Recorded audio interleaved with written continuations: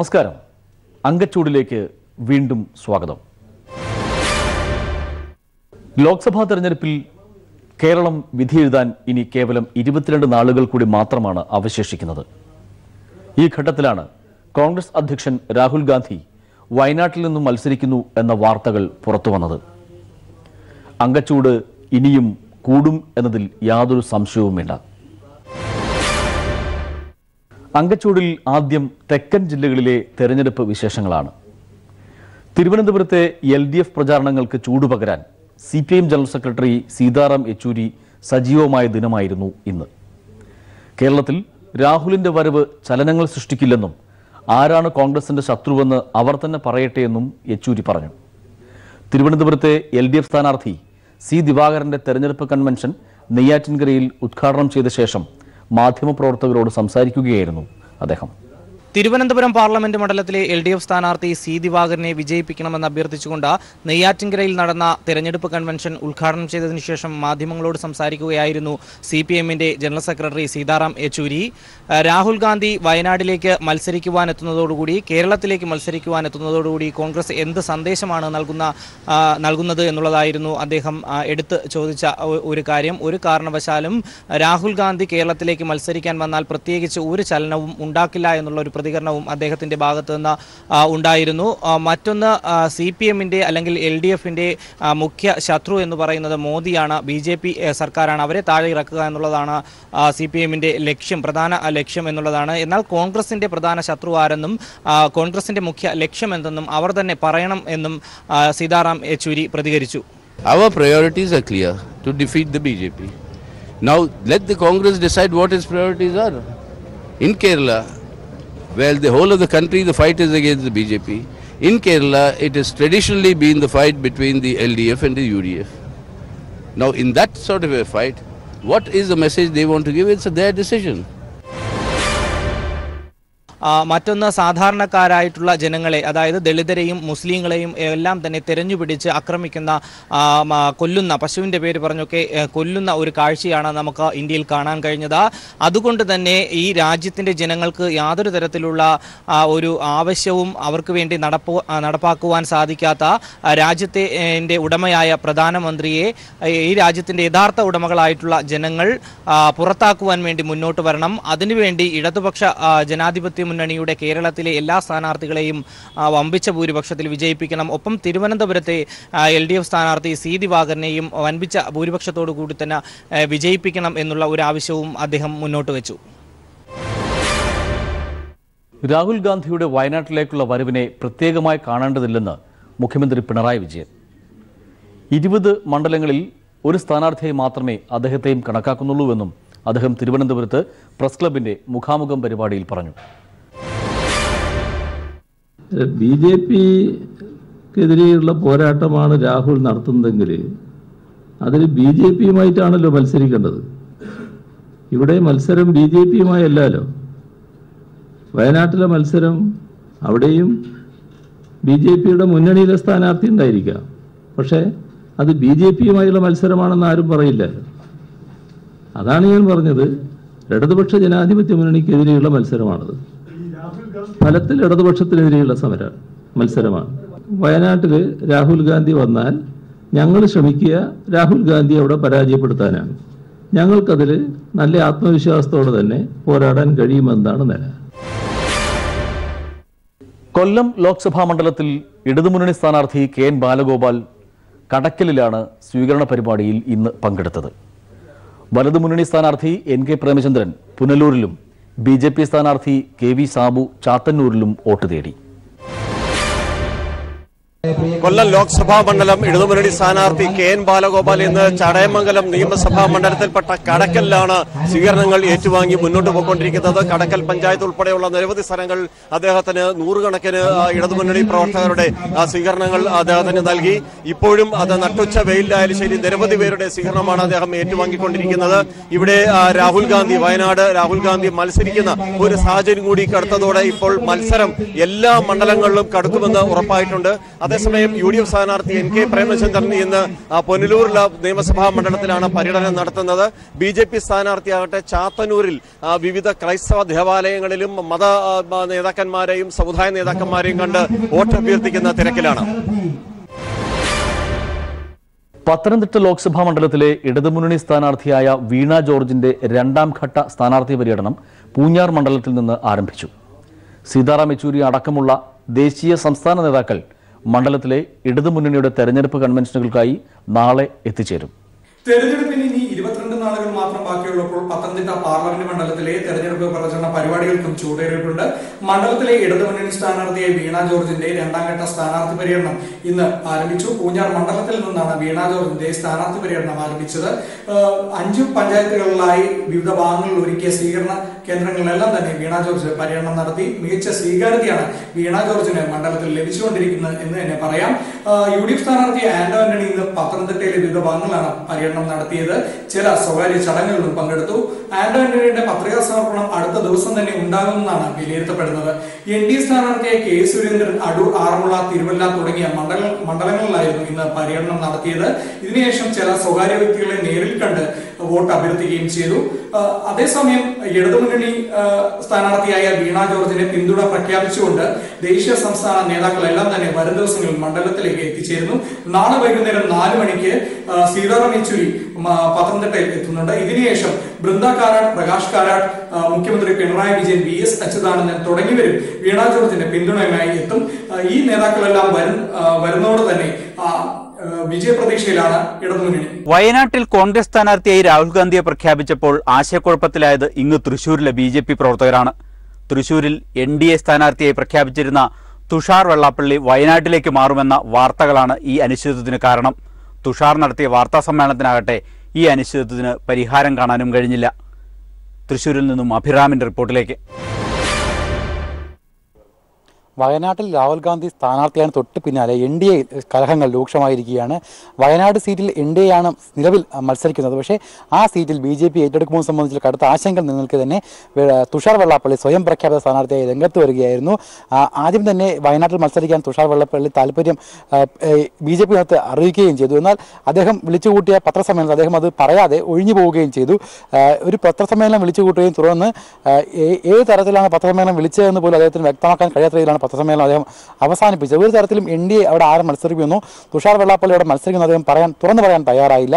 ഇത് കൂടാതെ തന്നെ BJPക്ക് വേണമെങ്കിൽ ആ സീറ്റ് കൈമാറാൻ തയ്യാറാണെന്ന് അദ്ദേഹം വ്യക്തമാക്കി. പക്ഷേ കൃത്യമായി തന്നെ അവിടെ മത്സരിക്കാൻ തുഷാർ വെള്ളാപ്പള്ളി തീരുമാനം എടുത്തിട്ടുണ്ട്. കാരണം രാഹുൽ ഗാന്ധിയെ പോലും സ്ഥാനാർത്ഥി വരുമ്പോൾ തീർച്ചയായും NDA സ്ഥാനാർത്ഥി രാജ്യാന്തരത്തിൽ വലിയ ചർച്ചയാകപ്പെടുക തന്നെ ചെയ്യും. അത്തരത്തിൽ BDJS-നും തനിക്കും വലിയ ഒരു മൈലേജ് ഉണ്ടാക്കാനുള്ള ശ്രമവും അവിടെ തുഷാർ വെള്ളാപ്പള്ളി നടപ്പിലാക്കുന്നുണ്ട്. അതിന്റെ ഭാഗമായി തന്നെ നിലവിൽ തൃശൂർ സ്ഥാനാർത്ഥിയായ തുഷാർ വെള്ളാപ്പള്ളി തൃശ്ശൂരിലെ എല്ലാ പരിപാടിയും അവസാനിപ്പിച്ച് വയനാട്ടിലേക്ക് മടങ്ങിപ്പോയെന്നാണ് ഏറ്റവും ശ്രദ്ധേയമായ കാര്യം. തൃശ്ശൂരിനെ സംബന്ധിച്ചിടത്തോളം വളരെ വൈകിയാണ് NDA സ്ഥാനാർത്ഥി രംഗത്ത് വന്നത്. ഇത് കൂടാതെ തന്നെ പ്രചരണത്തിലും ഏറെ പിന്നിലായി പോകുന്ന ഒരു അവസ്ഥ ഉണ്ടായിരുന്നു BJPക്ക്. അത് വലിയ ക്ഷീണം BJPയിൽ ജില്ലയിൽ ഉണ്ടായിരുന്നു. ഇത് വലിയ ചർച്ചയാവുകയും മറ്റ് കടുത്ത വിമർശനങ്ങൾ ഉയർന്നു വരികയും ചെയ്ത അവസരത്തിലാണ് ഇപ്പോൾ വയനാട് സീറ്റിലേക്ക് തുഷാർ വെള്ളി സ്വയം പ്രഖ്യാപിതം മാറിപ്പോകുന്നത്. അത് തൃശ്ശൂർ ജില്ലയിലെ BJPയിൽ കടുത്ത അമർഷം ഉണ്ടാക്കിയിട്ടുണ്ടെന്ന് വ്യക്തമാണ്. കാരണം നിലവിൽ LDF സ്ഥാനാർത്ഥി രാജാജി മാത്യു തോമസ് ഒന്നാം ഘട്ട പ്രചരണം പൂർത്തിയാക്കി രണ്ടാം ഘട്ടത്തിലേക്ക് കടന്നിട്ട് ദിവസങ്ങളായി.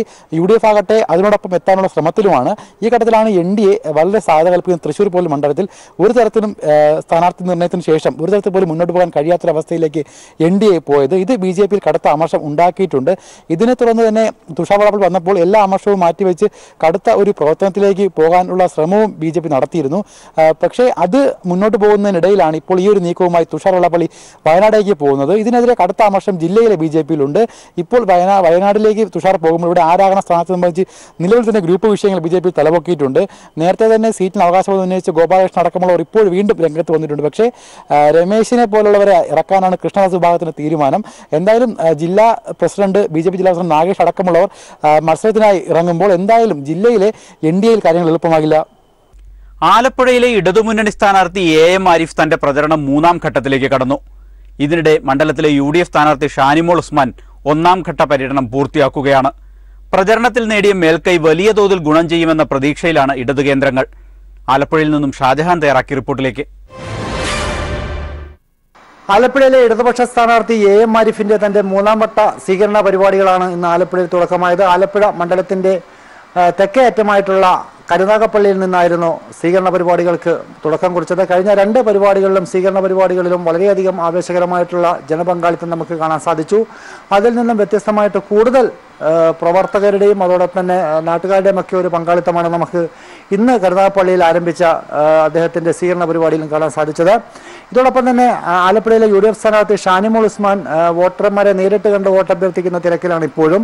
അവരിന്ന് ചേർത്തലയിലെ വിവിധ പ്രദേശങ്ങളിൽ വോട്ടഭ്യർത്ഥിക്കുകയാണ്. ഇതോടൊപ്പം തന്നെ പ്രാദേശികമായിട്ടുള്ള ചില യോഗങ്ങളിലും ഷാനിമോൾ പങ്കെടുക്കുന്നുണ്ട്. എന്തായാലും അവർ പൂർണ്ണമായിട്ടും തൻ്റെ 2ാം ഘട്ട പര്യടനം മണ്ഡലത്തിൽ ഇനിയും പൂർത്തീകരിച്ചിട്ടില്ല. നേരിട്ട് വോട്ടർമാരെ കണ്ട് വോട്ടഭ്യർത്ഥിക്കുന്ന തിരക്കിലാണ്. ഇതോടൊപ്പം മാവേലിക്കര മണ്ഡലത്തെക്കുറിച്ച് നമ്മൾ പറയുകയാണെങ്കിൽ മാവേലിക്കര മണ്ഡലത്തിൽ ചിറ്റയം ഗോപകുമാർ വളരെ അധികം മുന്നിലാണ് പ്രചരണ രംഗത്ത്. അദ്ദേഹം വളരെയധികം ആവേശകരമായ സ്വീകരണം അദ്ദേഹത്തിന് ഇന്ന് ചങ്ങനാശ്ശേരി മണ്ഡലത്തിൽ നമുക്ക് ലഭിച്ചതായിട്ടാണ് നമുക്ക് കാണാൻ സാധിച്ചത്. വളരെയധികം ആവേശകരമായ സ്വീകരണമാണ് ചങ്ങനാശ്ശേരി മണ്ഡലത്തിൽ ചിറ്റയം ഗോപകുമാറിന് ലഭിച്ചത്. അതോടൊപ്പം തന്നെ കൊടിക്കുന്നിൽ സുരേഷും BJPയുടെ സ്ഥാനാർത്ഥിയും ഒക്കെ തന്നെ മണ്ഡലത്തിൽ സജീവമാണ്. എങ്കിൽ പോലും പ്രചരണ രംഗത്ത് ഇപ്പോഴും ആലപ്പുഴ ജില്ലയിൽ, അതായത് പ്രത്യേകിച്ച് മാവേലിക്കരയിലും അതോടൊപ്പം തന്നെ ആലപ്പുഴ മണ്ഡലത്തിലും LDFന്റെ സ്ഥാനാർത്ഥികളാണ് വളരെ മുന്നിട്ട് നിൽക്കുന്നത്. കോട്ടയത്തെ പ്രമുഖ മുന്നണി സ്ഥാനാർത്ഥികളുടെ പര്യടന പ്രചരണ പരിപാടികൾ പുരോഗമിക്കുകയാണ്. LDF സ്ഥാനാർത്ഥി VN വാസവൻ ഇന്ന് പ്രചരണം നടത്തിയത് ഇടത് ശക്തി കേന്ദ്രമായ പടിഞ്ഞാറൻ മേഖലയിലായിരുന്നു. UDF സ്ഥാനാർത്ഥി തോമസ് ചാഴികാടന്റെ പ്രചരണം വൈക്കത്ത് മുല്ലപ്പള്ളി രാമചന്ദ്രൻ ഉദ്ഘാടനം ചെയ്തു. കോട്ടയത്ത് നിന്നും പ്രശാന്തിന്റെ റിപ്പോർട്ടിലേക്ക്.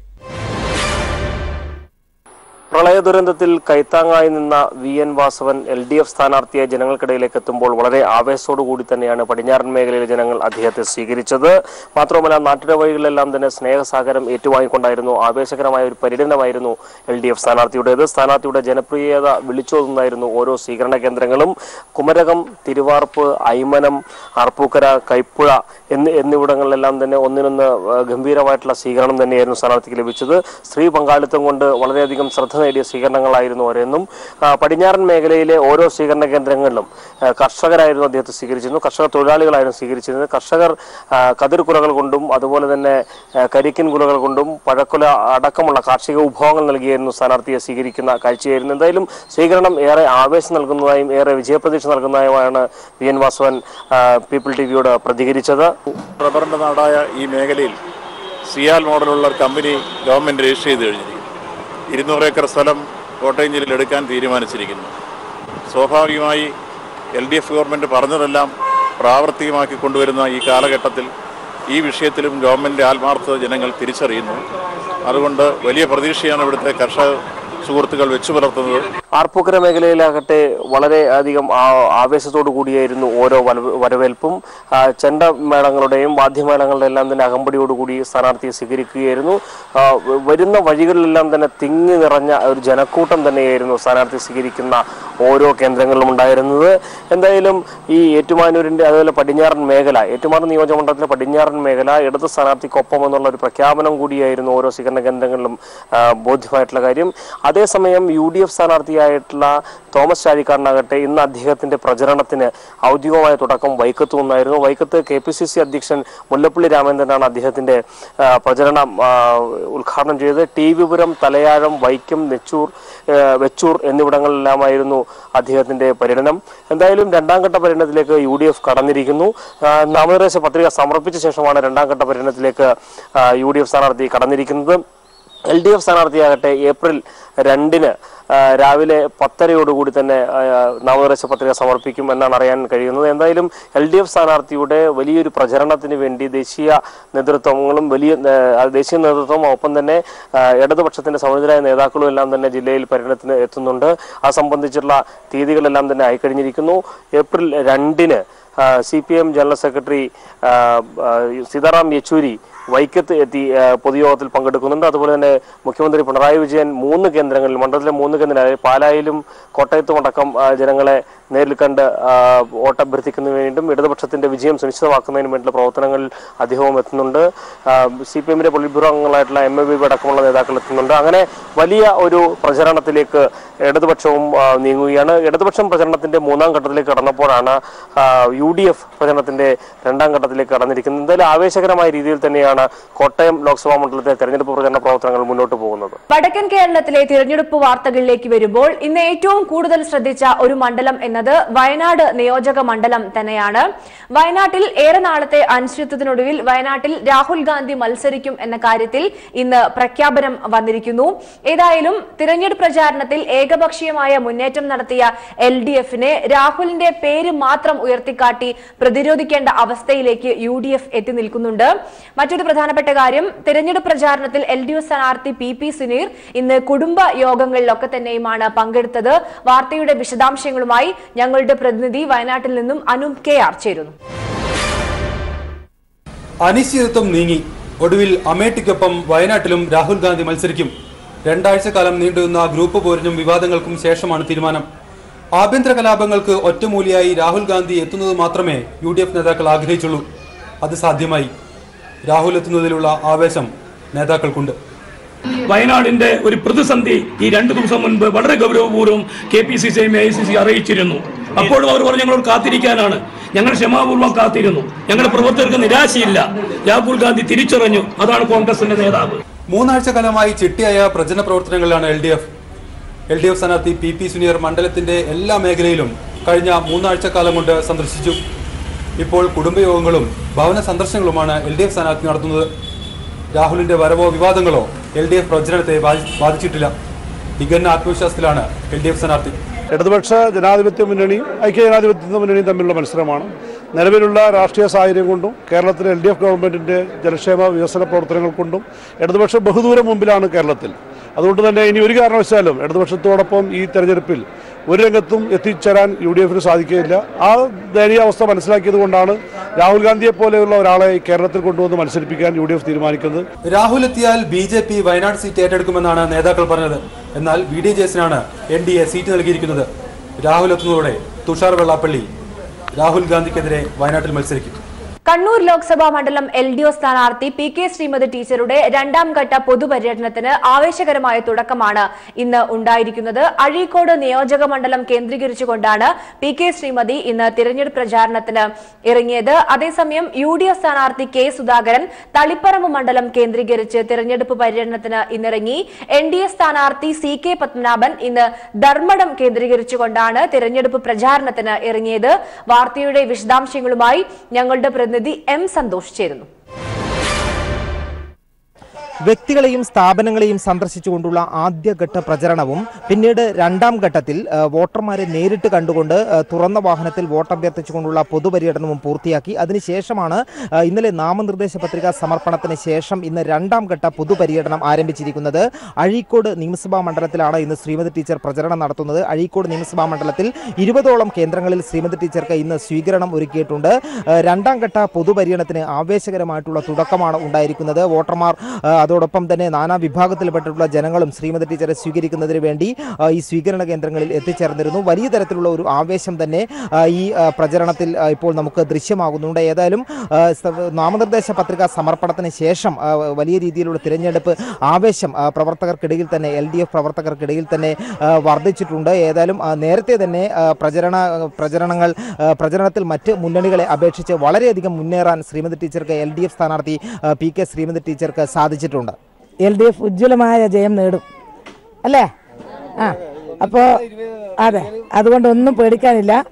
ഇവരെല്ലാവരും വളരെ ആത്മവിശ്വാസത്തിലാണ്. എൻ്റെ പ്രിയ സഹോദരിമാരും സഖാക്കളും എല്ലാവരും ആത്മവിശ്വാസത്തിലാണ്.